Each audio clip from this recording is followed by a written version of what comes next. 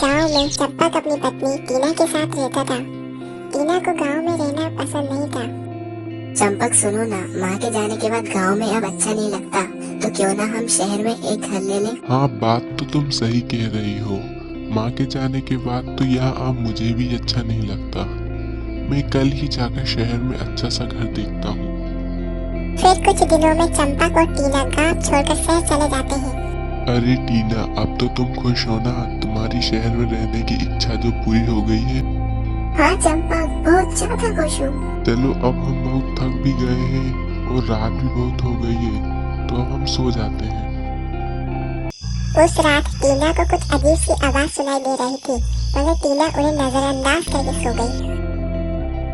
टीना, मैं काम पर जा रहा हूँ, तुम अपना ख्याल रखना। ठीक है, मगर शाम को जल्दी आ जाना। फिर चंपक चला जाता है। चंपक के जाने के बाद टीना को किचन की ओर से अजीब सी आवाज आती है। कौन है वहाँ पर? फिर टीना किचन की ओर जाती है तो उसे एक औरत रोती हुई दिखाई देती है। कौन हो तुम और अंदर कैसे आई? अपनी मौत से पूछ रही है कि कौन है तू? इतना कहकर औरत बाहर से गायब हो गई। टीना यह देख बहुत डर जाती है। शाम को चंपक जब घर वापस आता है, चंपक, घर में कोई चुड़ैल है, मुझे बहुत डर लग रहा है, वो मुझे मार देगी। अरे कैसी पागल जैसी बात कर रही हो? ये भूत चुड़ैल कुछ नहीं होता, सब तुम्हारी आंखों का वहम है। अरे नहीं चंपक, मैं सही बोल रही हूँ। नया नया घर है इसलिए तुम्हें ऐसा लग रहा होगा। फिर अचानक घर से बाहर एक आवाज आती है। कौन है बाहर? फिर चंपक निकल कर देखता है, बाहर उसे कोई दिखाई नहीं देता। वो वापस अंदर आ जाता है। कौन था बाहर? कोई भी नहीं था। मैंने कहा था ना यहाँ पर कोई है, तो मेरी बात सुनते कहाँ? फिर किचन से एक अजीब सी आवाज आती है। चंपक किचन में जाकर देखता है तो उसे वहाँ कोई नहीं दिखाई देता। अरे टीना, तुम सही बोल रही थी, इस घर में कुछ है।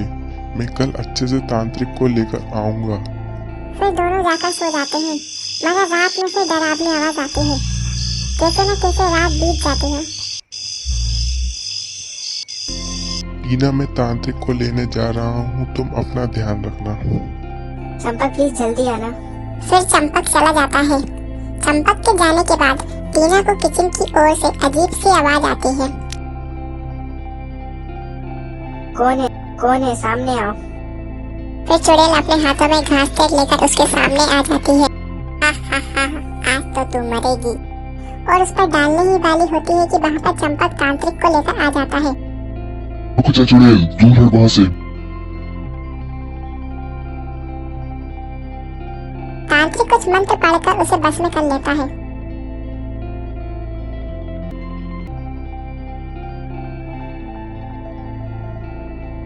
कौन है तू और इन्हें परेशान क्यों कर रही है? बेटा चंपक, मैं तुम्हारी माँ हूँ। क्या? हाँ बेटा, मैं तुम्हारी माँ हूँ। मगर माँ, आप इस हालत में कैसे? और टीना को क्यों मारना चाहती हो? क्योंकि इसने मुझे मारा था। मगर आपकी मौत तो गैस सिलेंडर के फटने की वजह से हुई थी ना? अरे नहीं बेटा, मैं तुम्हारी बहू को साड़ी पहनने गाँव के रीति रिवाज सीखने को बोलती थी। ये बात उसे जरा भी पसंद नहीं आती थी और मुझसे चिड़चिड़ी रहती थी। उसे गांव में रहना पसंद नहीं था, सिर्फ शहर में रहना चाहती थी। उसे लगता था कि मैं तुम्हें शहर जाने से रोक रही हूँ। फिर एक दिन तुम्हारे जाने के बाद उसने मुझे घास में डालकर चला दिया। मैं चिल्लाती रही मगर वहाँ कोई नहीं था जो मेरी मदद कर सके। टीना, ये तुमने क्या किया? मैं तुम्हें छोड़ूंगा नहीं।